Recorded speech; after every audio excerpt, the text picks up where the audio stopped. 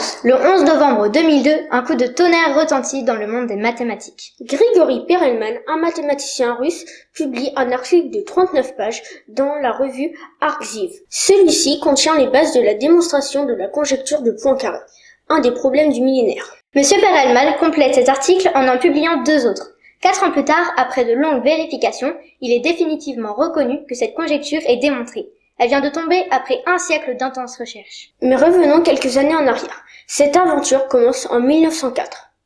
Cette année-là, Henri Poincaré annonce ce qui deviendra une très célèbre conjecture. Nous n'allons pas vous expliquer en quoi consiste cette conjecture. Cela serait trop long, mais sachez qu'elle concerne la topologie, une branche des mathématiques qui concerne les invariants des objets mathématiques. Malgré les efforts de nombreux mathématiciens, cette conjecture reste une conjecture jusqu'en 2002 et le travail de Grigori Perelman. Celui-ci est né le 13 juin 1966 à Leningrad, l'actuel Saint-Pétersbourg. Il développe ses talents dans des clubs de mathématiques de la ville et s'affirme très rapidement comme un problème solveur très doué.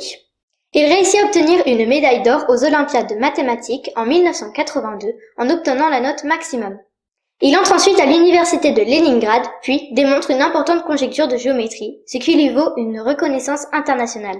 Il part quelque temps aux États-Unis et rencontre notamment Richard Hamilton, qui travaille depuis 15 ans sur une nouvelle théorie et souhaite démontrer la conjecture de Poincaré.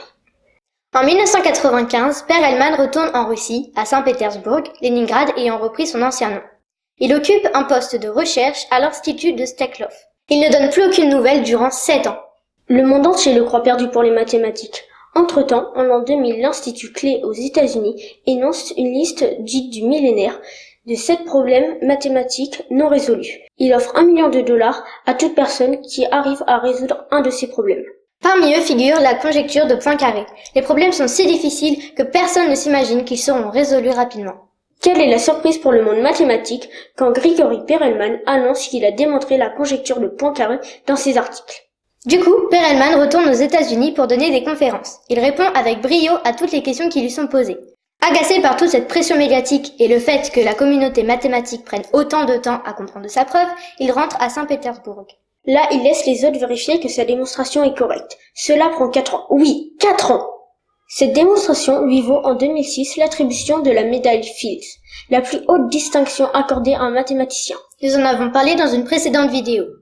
En décembre 2005, il quitte l'Institut de Steklov, fuit les médias et part s'installer avec sa vieille mère dans un logement de Saint-Pétersbourg, refusant tout contact avec le monde extérieur. Il refuse la médaille Fields et le prix de $1 million et semble avoir quitté le monde des mathématiques. Cédric Villani, un mathématicien français couronné par la médaille Fields en 2010, a dit de cette démonstration « un travail stupéfiant, un cadeau extraordinaire fait à l'humanité ». Il a aussi écrit dans un article. Ce qui est extraordinaire chez Grigori Perelman, ce n'est pas le refus de l'argent ou des honneurs, on connaît bien d'autres exemples, mais bien la force de caractère et la pénétration extraordinaire qu'il a fallu pour vaincre, en 7 années de travail solitaire et obstiné, l'une des plus célèbres énigmes mathématiques. Nous espérons que cette vidéo vous a plu et à bientôt pour de nouvelles aventures.